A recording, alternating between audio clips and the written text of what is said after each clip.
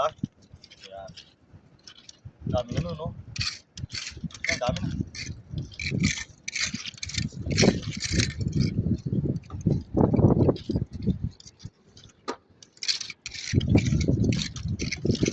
Makakailang kilo kaya kami nito? May pasayan. Titignan natin mamaya. Ilang kilo ka. Kung ilang epicacent din ang ipapahid.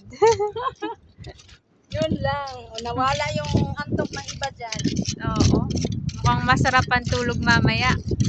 Sabi niya kasi naantok ako ngayon parang nawala ang antok. Nawili na siya sa kakahanap ng treasure of treasure of the sea.